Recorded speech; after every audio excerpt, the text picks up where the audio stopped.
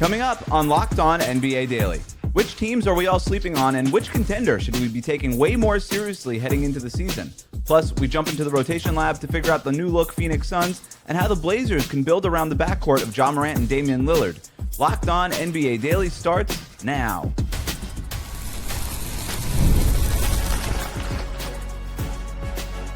You are Locked On NBA, your daily NBA podcast. Part of the Locked On Podcast Network, your team every day. Hello and welcome back to Locked On NBA Daily. I'm Wes Goldberg. That's Matt Moore. That's Haize. We have a great show for you today. We're going to be talking about whether the Suns took a step forward or maybe took a step back with their offseason moves and how the Trailblazers can build around Ja Morant. But first, I want to start today with something that I heard on today's Locked On Magic podcast because I think it could jumpstart a good conversation. Let's first hear the clip here. Pretty consistently, I have seen the Magic ranked in most power rankings at like 15th or 16th. That's obviously not where the Magic want to be. The rest of the national media, they saw 2 straight years of Franz Wagner injuries and they're selling stock fast. I'll buy that stock. So Phillips there talking about the Magic being slept on, maybe a little bit disrespected. He's going to do that over at Locked On Magic. We don't necessarily need to talk about the Orlando Magic here, but it did get me thinking, who are the most either slept on or disrespected teams in the league right now? And we were talking before we started recording here about the difference between, okay, just being a slept on team in general, or maybe then, maybe there's some contenders that are being a little disrespected and slept on. But let's start with just like the non-contending group of teams, Matt. What team do you think is being slept on right now? Surprisingly, given how much I disliked them last year, I find myself kind of buying into the Portland Trailblazers. Shaedon Sharpe's injury is unfortunate. Torn meniscus out 6 months, but he will be back. Their small forward rotation is basically just like Denny and Camera right now, which is not great. So they don't have a lot of depth there. But I do find as we've done these rotation charts that every team that we look at, I can kind of circle a position and be like, man, they have nothing there. So it's not uncommon. This does mean a lot more of the this kind of opens up the ability for Nori to be able to play more 3-guard lineups, which I think is probably good, being able to put Drew Holiday next to Ja Morant, Damian Lillard. And I'm just like, Damian Lillard is really good. Like, he's really good at basketball. Like, he's awesome. And yes, he's coming off an Achilles at an advanced age, and that's never good. But we've seen athletes like Kevin Durant suffered an Achilles in his 30s and still has come back and been Kevin Durant for most of it. Now, he's Kevin Durant, and Damian Lillard is not. I am finding myself, I think Haize kind of buying into the idea that, you know what, maybe the Blazers are going to be a pretty tough out this year. It only took you a year. Me and Wes have been telling you this for a while. I mean, it only took you a year. No, right. They were not good last year. Now they're good. Playoffs. It doesn't make any sense. They may even be better. Anyway, the team that I went back and forth between two teams. My mind wanted to go with the Atlanta Hawks. My heart wanted to go with the Charlotte Hornets. I'm going to go with the Charlotte Hornets here. I believe in this roster. I think they're going to have a very similar impact to like the Suns losing Kevin or trading away Kevin Durant. Like, yeah, the star power may be gone, but the depth. You got Kobe White, Con Knipple, Brandon Miller, Naz Reid, Grayson Allen, Royce O'Neal. If Dorian Finney-Smith can give you anything defensively, I'm not even worried about him getting back to some other things. Then you got young players like Ryan Kalkbrenner who can continue to develop as well on the team. So I like a lot of this roster. Just depends on how well they play together, how well they're coached. Because I can see a world in which this team may not be better than last year's team, but still wins more games than last year's team because of the depth and playing as a team. I think they're both great picks. I think these are two teams that just have a ton of good players on them, right? If I were going to find a through line between Portland and Charlotte, yeah, there are questions about some fit, where guys are going to play, minutes, rotation stuff, but this is just two rosters stacked with real NBA players, and in the regular season, that gets you pretty far a lot of times. Who's the guy, Haize, for Charlotte that you look at and go, people don't realize how good that guy is? Because it's usually those guys that make a huge difference, and they're the ones that are they're the ones that make these teams under the radar because they're not stars. I think Naz Reid to a degree. I think he's going to be a big one of that. And I also think there's a chance for Kobe White to do that too. Okay. I would go like Moussa Diabate as the. I like Diabate a lot too. Yeah. For Portland, it's Donovan Clingan. Mm-hmm. The Blazers he's excellent. They keep having all of these centers. Yeah. And I'm just like, you have the guy. Stop it. Like, you have the guy. Clingan's awesome. He is such a good center. He's not a superstar, but for a serviceable starting five, there are few I would want more. He has the ability. I'll be interested to see if he can expand his range. He's got like the potential to expand into more of a stretch five. Like you can see him becoming a little Brooke Lopez-y.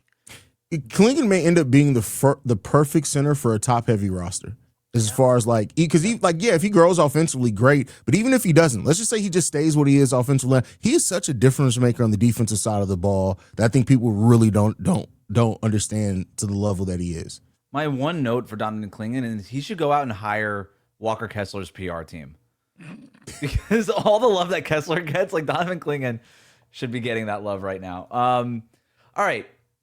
Those are the good teams, but those aren't contending teams. I don't think anybody here is saying that Portland or Charlotte are actual contenders. Nobody's sleeping on them in terms of that. Let's talk about teams that could actually make the NBA Finals. Matt, who do you have here as a sleeper contender? So I'm actually throwing in another one here. There's two I want to throw in here. I think the Raptors are being slept on once they complete the Kawhi trade. I've been pretty clear on the show about that. Scotty Barnes is an All-NBA talent. Kawhi Leonard, the more that I look at it, is just like, look, man, I have talked about how he's unreliable in terms of the availability with the health. But he did play a lot last year. And if he's around, Jamal Shedd's going to be better. RJ Barrett's going to be better. Jacoby Walter's going to be better. Like, they sneakily have a lot of guys with growth potential, as well as having, guys. I think the Raptors really did figure out, like, in their playoffs, I feel like the Raptors went, oh, RJ Barrett's like good. And this is what I've been yelling for years. So the Raptors are like my obvious pick. We're sleeping on the Boston Celtics. I'm sorry, Wes. We are. We just are. We're going to do the thing where we're like, this is the time when they're going to fall off because they lost. This will be the thing that gets them. And it's like, no, man. Joe Mazzulla with shooters, with Tatum. Keita was so good last year. I think Neemias Queta should have won Most Improved Player last season. They will have the depth. They will have the development. They will have the guys. They're going to be good again. We're going to look up in April and be like, oh, the Celtics are a top 4 seed again. And that Sixers series, a lot of things went wrong. This isn't about Jaylen Brown not being valuable. This is more about me just believing, like, look, Joe Mazzulla is that good of a coach, and Jason Tatum, honestly, is that good. Hayes, nobody wants my response to this. So here's the thing, though, and I get Matt's points, but eventually, like if people always say this is going to be the year, eventually it's the year that they fall off. Eventually it's going to happen. Now, I'm not saying it's this season, but eventually at some point something's going to catch up with them, and that may be the Jaylen Brown trade. It may be. It may not be, though. No, you cannot point something out. So I think this might be a situation where it's like the mid 2000s. Like back half of the 2000s Pistons, Hayes, where it was like they still were making conference finals, but then there was that year, and it wasn't honestly until 2009 when it was like, like LeBron obliterated them and it was just done and over. I agree. It might be one of those type of deals where it's like the Pistons were so good for so long, and then the Celtics did it. Now, okay, I'm just kidding, Wes. What do you want to hate on? This idea that they always figure it out. It happened once. Tatum missed 1 year. Like, they don't always, it happened one time. It reminds me a little bit of, like, now they have this reputation of this team that always overcomes, like, these. This was a team that was stacked for years with talent, and they were good. I'm not saying. I mean, to this point, though, I think Wes, what he means is that, like, they had Porzingis injuries. They overcame that. They got old in the front court. They overcame that because they had Horford also at that same spot. Like, that was a good and he was roster. Also old. He's part of the reason they were able to overcome it because they made a smart move and brought in an old center that was able to replace him. Like, I'm just saying, like, on paper, we agreed that those teams were good. No, but Wes, that was like 2 years that they had that core together. Look, I know, but I'm talking about 1 year where we actually said, this is where the wheels fall off. That was last year. Nobody said that prior to last year, ever, about a Celtics team. Maybe you didn't pick them to win the finals, but you never like, this team is going to miss the playoffs. You're right on that. I'm not trying to say that. I'm just saying that, like, we're always tempted to kind of bury teams early. But, like, go back to 2017. Here's the list. Conference finals, conference semis, conference finals, first round, lost the finals, conference finals, won the finals, second round, went out in the first round. And those teams were stacked, right? Like, all those teams were really good. This 2017 and 18 teams were not stacked. Okay, fair enough. Very weak Eastern Conference. And young I would team. honestly Fair say enough. like the 2020, it wasn't until they kind of turned that corner in January in that Udoka year Yeah. that they kind Agreed. of, but then like Maz takes over and So they- for half a decade, we actually went into the league disrespecting them, went into the season disrespecting them, and they overcame it. And that was last year. It kind of reminds me of when the Heat went to the finals in 2023, and they were like, see, they do this all the time. Like, they did this once. They made the play-in tournament, and they made it out of the play to the fight. They did that one time, and then they got this reputation of, oh, you don't want to see the Heat in the playoffs. Like, they always do this. I'm like, they did it one time. The last time they had made the Eastern Conference Finals, they were the 1 seed in the East, Yeah, and we just sort of 22 like team was forget good. that. The 22 I think it team was the was best. legit. I thought it was the best Jimmy Butler team, but it was the one that didn't make the finals. How much time do we have left in the segment? We're over time. Let's briefly bridge this conversation to the next segment. Then we're going to hop into the rotation lab. Did the Phoenix Suns take a step forward or a step back with their offseason moves? We're going to talk about that next. Today's episode is brought to you by Odoo. Running a business shouldn't feel like you're trying to connect a bunch of systems that were never designed to work together. One app for accounting, another for inventory, another for sales, and somehow none of them talk to each other. That's where Odoo comes in. Odoo is an all-in-one business management software that brings every part of your business together in one powerful platform. From sales and accounting to inventory and marketing, everything works in one place, helping your team move faster, stay organized, and focus on growing the business instead of managing software. The best organizations know that success isn't just about talent. It's about having everybody working toward the same goal, and that's true in sports just like it is in business. When I worked in a sales office, the thing that brought us down was a lack of communication. Our biggest problem was when inventory, sales, and customers were on the wrong page. And just like in sports, organizations are successful when everyone's aligned. Great organizations win because operations matter, and that's why you should get Odoo. Try for free today at odoo.com/lockedon. That's odoo.com/lockedon. Welcome back to Locked On NBA Daily, the best way to support the show. Subscribe on YouTube. We are Monday to Friday at 1 p.m. Eastern, wherever you get your podcast. Before we hop into the rotation lab, let's just finish our conversation because, Matt, you got to share your sleeper contenders. Haize, what about you? Mine's no shock here is the Minnesota Timberwolves. I think they are slept on in the Western Conference. Now, there's lots going to have to come together. There are a lot of things that can go very, very wrong for them, but there are some things that can go right. If this LaMelo Ball Anthony Edwards pairing does end up working, it's going to give both these guys the best offensive creator that they've ever played with on the same team. And if you can balance it out, you can kind of uplift the pieces around them. They still have that huge hole at the 4 that I think they're going to have to find a fix for at some point if it's not already on the roster. But I think the Minnesota Timberwolves are being slept on a little bit. I think they're still going to be a very tough team in the Western Conference. And I know Matt, who hates Anthony Edwards, is definitely about to say something. That's harsh. That is not true. You hate Anthony Edwards. I do not hate Anthony Edwards. He's awesome. He's a lot of fun to watch. He's extremely. That's the first time you said anything positive about him anytime he's come up. I've said many positive things about Anthony Edwards. Okay, it's not like he owes me money for child support. So I think You wouldn't get it. I think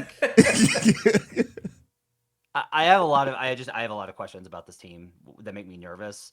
On paper, I have them at 61 wins right now on paper. Like it says like, hey, this team's gonna be a juggernaut. I'm worried about I'm worried the LaMelo and Ant are gonna feed into each other's bad habits, and I also worry a little bit about Rudy. Like at some point, Rudy's gonna hit a cliff, and the minute that his defensive impact starts to dip, he's gonna start tilting towards unplayable because of the offense. The depth is a real question. Like I have all these. I don't dislike the team because like if you don't worry about those things, if you're like, well, I'm not worried about that and I'm not worried about that, then what's like the actual baseline talent is incredible. So I get talking about it, and I do think Chris Finch is an excellent playoff coach. I think he's an excellent playoff coach. So I don't disagree with Haize that they're probably slept on. They're not talked about as a contender despite consistently making it past the first round. But I'm just like, there's a lot of things that make me nervous about this team. All right, let's jump back into the rotation lab here. We're going to build out the opening night rotation for 2 teams on today's show. Right now, we're going to talk about the Phoenix Suns. They're trying to build on a surprise playoff run from last season. Quick offseason summary for them. They lose Grayson Allen and Royce O'Neal. They add Miles Bridges, Luke Kennard, and Pat Spencer. They drafted Koa Peat, and they re-signed Dylan Brooks, Colin Gillespie, Jordan Goodwin, Haywood Highsmith, and Mark Williams. Haize, hit us with the starting 5 for Phoenix. The starting 5 for Phoenix is going to be still like the balance. I'm guessing it's going to be Jalen Green and Devin Booker as the 1 and 2. I guess you have to kind of do that. Like, I still hate that. Dylan Brooks, Miles Bridges, Mark Williams is probably going to be the starting 5 there. I would not be surprised if Kamar Malawak, though, is the starter by the end of the season. Hey, Matt, is that where you want to start with the rest of the rotation? Yeah. I want to start by saying I think that the bench units are going to have better net ratings. They're going to win their minutes by more and more consistently than the starters. I just think that's going to be true because I don't necessarily love the 5-man bench lineups, but I love their ability to stagger groups. So backup point guard Colin Gillespie, backup shooting guard Luke Kennard, Ryan Dunn at small forward. Power forward's a little thin, but we'll stick Haywood Highsmith or Fleming in there. Maybe Koa Peat. I think Koa Peat can play power forward. I like Fleming. He's a tank. And then Malawash, yes, but also Oso Ighodaro. Mm-hmm. Oso is awesome. So if they run Oso at 4 with Malawash at 5, I really like that combo. Like if you put Jordan Goodwin, who I love and should be a starter, if you put Jordan Goodwin, Oso Ighodaro, and Kamen Malawash at 3, 4, 5, I genuinely don't give up what you put at 1, 2. I am in on that lineup. I am in on that lineup. Hey, this kind of goes back to what we were talking about with Portland and Charlotte. I'm counting 12 or 13 legitimate NBA players on this roster right now. Obviously, you've got Devin Booker as the head of the snake, but there's real depth on this team. There really is. And that's like, if Malawach and Rasheer Fleming, like those 2 guys can really take a step up in year 2. And if they do, it gets even deeper for that team. There's tremendous depth there. There's quality depth all up and down. And so they're going to have that toolbox type bench where it depends on your matchup and what you need for that day that you can go in and pull out whatever tool you need. I want to throw out a name that nobody except Suns fans know. It's Jamari Bouye. He's really good. He's really offensively. He's really good offensively. Yeah, he's got great feel for pick and roll. He has got great feel in pick and roll situations. They had a Pat Spencer, who's like very up and down and inconsistent. He's the worst of the Spencer brothers. But it's like, if that's your 4th guard, like I would kill to have Pat Spencer on the Denver Nuggets because they have no ball handlers. Because I have DeRozan and Jamal and then Tyus Jones. Like this team, I was expecting to come into this exercise, and once again, most of these I've come in being like, oh yeah, they're set. And then I come out of it being like, yeah, I don't know about this roster. And then this is the opposite, where I come in being like, this is like the Pelicans, where it's like, all right, let's see what the Suns have. Okay. And they have enough upside, which I think was my concern. I was prepared to just be like, well, they're the same team as last year, so nothing's changed. But like Malawash can genuinely be that difference maker. I think. Haize, do you agree? No, I completely agree. Like what you saw from Malawash in Summer League, it could make such a big difference if he even brings a fraction of that over consistently for the Suns this year. So I started framing this conversation in terms of whether or not this team took a step forward or a step back. And the reason I brought that up was because, they lose Grayson Allen and Royce O'Neal, who played real roles for a team that was deep last year, and they bring in Bridges. I think they overpay for Bridges. I still cannot believe they gave up an unprotected pick in that trade. Did they get better or did they get worse here, Haize? I'll say because of the way that they played and it was built off balance and depth, I think they got better, slightly better. I'm not saying they got hugely better, but it would not be surprising me if they're a better team in the Western Conference this year. Not a step back, Matt. What do you think? I like the roster, but I think they're about the same because I just don't think Bridges is a plus player. He's a producer, but there's a lot of indicators that he is not somebody that makes a positive.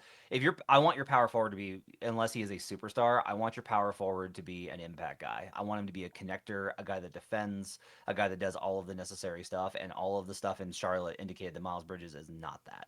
So, like, I'm just very skeptical. If you have, like, in their starting 5, like Jalen Green and Miles Bridges, I'm immediately kind of like, what is it the children say? I get the ick. That's how I feel about this team. Is that Jalen Green and Miles Bridges give me the ick together. Yeah, I was prepared to kind of do the same thing you guys were doing. And I was like, yeah, this kind of feels like they took a step back. They actually lost too much depth in that Bridges deal. But I like the fact that they added Kennard, Spencer. I was really worried about replacing the Grayson Allen 3-point shooting. That was so important for them. but you've got Kennard, you got Spencer, you've got guys who can shoot, and it does kind of clear the way for Gillespie to play a little bit more, which I think is an overall good thing. Yeah, I ended up being higher on Phoenix after this exercise than I did coming in. Other than Malawach, is there another path where they can improve from? Like, what is the path for improvement for this team that feels pretty stagnant where they are right now, Haize? Hope, prayer, and dreams. I don't know what to tell you. Like, It's Jalen Green. You have to, I see, talk yourself into but that's the thing. It scares me so much to worry about, to try to bet anything on Jalen Green. Like, that's the thing. Trade him. I believe their path to get better if they trade Jalen Green. I'll believe it then. Yeah, they feel like they're a team that's. I don't think they're one move away. I think they're 2 moves away.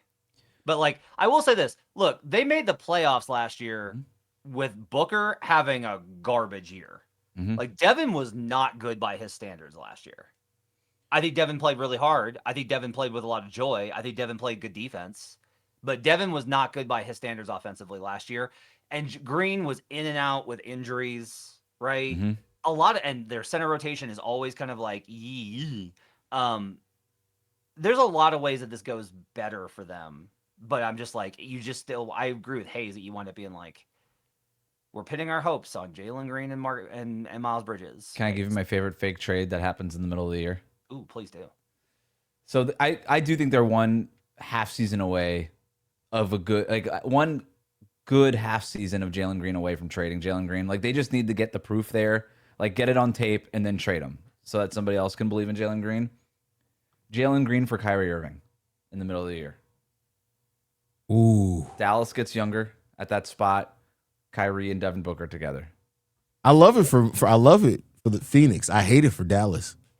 I don't think I like it for either side. I think That's what makes it a good trade, I guess. That might make sense.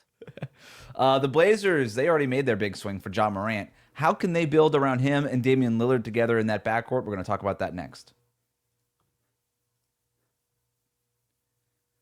Today's episode is brought to you by FanDuel. Baseball fans, if you think you know who's hitting a homer today, FanDuel is giving you a free chance to call your shot with daily dingers. It's easy to play. Just make your free pick for who you think is going to hit a home run in their game. And if you're right, you're going to receive a profit boost to use on your next bet for a chance at extra winnings. Best of all, you can make a free pick every day throughout the MLB season. Daily Dingers is another fun way to stay engaged with every day's games, whether you're following your favorite team or keeping an eye on matchups across the league. Every game has someone capable of going deep, and now you get a chance to make your prediction before the first pitch. Sometimes it's a hitter who's been on a hot streak, it's a favorable pitching matchup, or even a ballpark that tends to give up a lot of home runs. Those are always the first things that I look at before making my Daily Dingers pick. So, are you ready to play your game today? Join all of the action at FanDuel.com. That's FanDuel.com to play Daily Dingers and make your free pick on who's hitting a homer. Play ball and swing for the fences on FanDuel, an official partner of Major League Baseball. Thanks for making Locked On NBA Daily part of your daily routine and making the Locked On Podcast Network your first listen every day.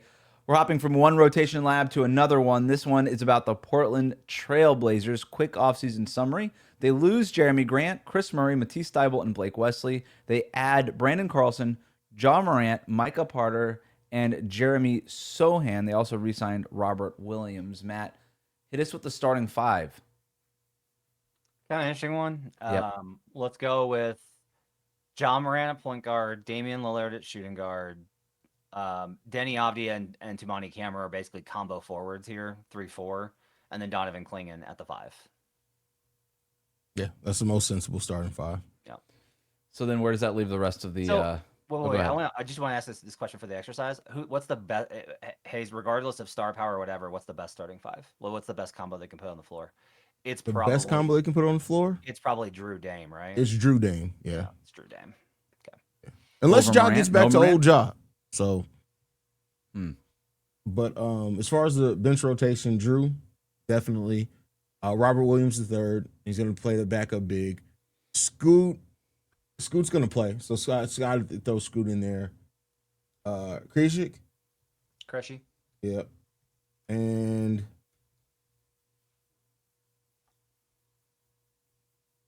Did you say Scoot already? yeah, I said Scoot. Yeah. Okay. I don't overlook Michael Potter's ability to get into the lineup. That's who I'll pick there. They got a lot of centers. Yeah, they got a lot of bigs. Okay, well, that's one of my questions. Do they have too many centers? Because I was doing this exercise, and I'm like, oh my God. They have so many guys. They have Klingon, they have Potter, Robert Williams, Young Hanson's still floating around there. They added Brandon Carlson, who is like a poor man's Micah Potter in a weird way. But Wow. I don't know, that's like 5 decent guys there at that center spot. Yeah. I mean, I thought this last year. I was hoping they would trade. Robert Williams is going to retire Trailblazer, and I'm still going to be waiting for the trade. I keep thinking they're going to trade one of these guys, but they seem to want the depth. Williams was good off the bench last season. It seems like that's the only way he can stay on the floor is if he plays limited minutes. Klingon is your workhorse. Potter and Hansen and Carlson are your upside plays. It's a lot of depth, especially considering they're 3-4s. Like, they don't have any small forwards. It's Sissoko. That's it. Yeah. Like, they have Sochan for power forward, but small forward, they don't have anything with Shaedon Sharpe out. They have nothing. So it's going to have to be these lineups that are like Dame, Ja, Drew, Dame, Drew, Scoot. Like, they're going to have – it opens up the possibility to use those 4 guards, but it's going to have to be this is going to be a lot of – They're going to have to play fast. They're going to have to play very fast. They have basically 2 playable forwards also, right? Like, between Denny and Kamara, that's really all you trust at that spot. So, yeah, and maybe they're built that way on purpose, right? I mean – they have a lot of guards. They're short on forwards. They have a ton of centers. So you're always going to have a center back there to try to keep your size at least even across the board. And you play a lot of 3-guard lineups. It's at least interesting, but there's some promising defensive stuff on Sissoko. Yep. I'm not ready to like completely bail on him at age 22. I'm willing to give him the offensive stuff is abysmal. But I do think I'm willing to like give him a shot of like, hey, maybe he can work himself into the rotation. I want to go back to that question that you were asking, Matt, though. I mean, like when we were laying out the starting lineup, we agree that Dame and Morant are going to start, even if maybe we don't all agree that they should, but that's going to be your starting backcourt. We've done this before with Portland, with Dame and CJ McCollum, 2 small guards. And, they did make a Western Conference Finals, so it's hard to call that era a complete failure, but they never made it to the finals. There were very big expectations a couple of those years in Portland. Like, how can they build around a Morant-Lillard backcourt, a 2 small guard backcourt this time around? I actually think this fits great. Mm-hmm. I don't think that Ja Morant and CJ McCollum are alike at all. And I understand, like, you can say, like, yeah, because CJ can shoot. Accurate. Ja's best skill is passing. He is an extremely underrated passer. So he can, even if he's got just enough burst to get past the first line of defense and can't finish over the secondary line of defense like he used to, he can jump pass and kick. And now you've got the defense over leveraged. Like, there's ways I think that this works. Is it going to be hard defensively? Yeah, but they've got a really good defensive system with great rim protection and big physical guys on the edge. Camara's a beast defensively. That's one of the reasons I picked them as kind of being slept on. Is like, I just think that the Ja Dame fit is really good. I think the Ja Scoot fit can work even without shooting. I think the Dame Scoot and Dame and like all those guard combos I think work. It doesn't make sense for them to have all 4 guys, but those guys' skills are, I think, complementary to each other. Drew's what makes it potentially be able to work all together, right? Like Drew, having Drew there and what he's able to do defensively and even guard up some positions, it makes it be a little bit more natural. I think now that you have Shaedon Sharpe's out, you're gonna hope that Scoot and if Ja can get back to playing a little bit more athletically, can replace some of that athletic creation that Shaedon Sharpe had. It really comes down to, like, not to put it like, how good is Dame shooting? I know you said his best skill is passing, but like Dame is only a couple years removed from his last year in Portland where he took 11 threes per game and hit it still at a 37% clip. I think people realize how good of volume and percentage that is. So, like, if Dame's shooting is still legit, which there's no reason to think that it won't be, like, that's going to give Ja room to go downhill and get downhill like Ja does. So I think there's a space in which this works offensively for sure. Offensively, I'm still a little bit concerned, but offensively, I see it working. Go ahead, Matt. I was just going to say, I think it's interesting to think about it this way, where it's like, look, if Dame's having a night where he feels good, he can take over and dominate a game. If he's not, and Ja's having a night where he feels good, maybe he can have a night and get back to being the guy that every now and again takes over a game. And on the nights when neither of them can, they still have Denny Avdia to get to the free throw line 700 times and a really solid defensive front court and system. So, like, I think there's a lot of pathways. They have a lot of outs, I think, game by game, which is important. I want to end it here, but the name that we mentioned but haven't talked about a lot here is Scoot Henderson. Are they just a post Scoot team already? They just haven't told him yet? Because it's starting to feel like that a little bit. I think if they can trade him for an upgrade, I think they would. I think if they could trade him, I wouldn't be shocked if it was something like we talked about Orlando, if they are still middling at the deadline. Scoot Henderson and Drew Holiday for Paolo Banchero. Play him at power forward. Move everybody up. I don't know. Haize, is this team just like, where does Scoot factor into all this? I don't know. It really depends on what version of Scoot that we get. Do we get the Scoot that kind of still looks like he's finding his way, or the Scoot that shows some flashes in the playoffs where it's like you could see where that version of Scoot ends up fitting in here? Just really, I think a lot of it comes down to confidence for Scoot. It seems like his confidence built, later in that season. If he comes into the season with that, like his ability to put pressure and get downhill as well, get to the rim, those type of things. If he does that consistently, there's going to be a spot for him. It may push Drew to have to guard some threes, but there's going to be a spot for him here for sure. I did like Scoot kind of figuring out how to play off of Denny Avdia towards the end of last year. And if he can figure out a way to play off the ball and play off of guys like Dame and Ja and obviously Denny, there might be a lane for him as sort of this real kind of classic two-guard type who's like a really good at the slot cutting stuff and the backdoor stuff and things like that. Maybe there might be a future there for Scoot Henderson if you can figure that part of it out. I think he's a lot more pliable to, I think, a lot of different situations. If you like what you heard today, subscribe to Locked On NBA Daily wherever you get your podcasts, including on YouTube. Thanks to Matt and Haize for their expertise every day. Thank you for making the Locked On Podcast Network your first listen. We'll see you back here tomorrow for more Locked On NBA Daily.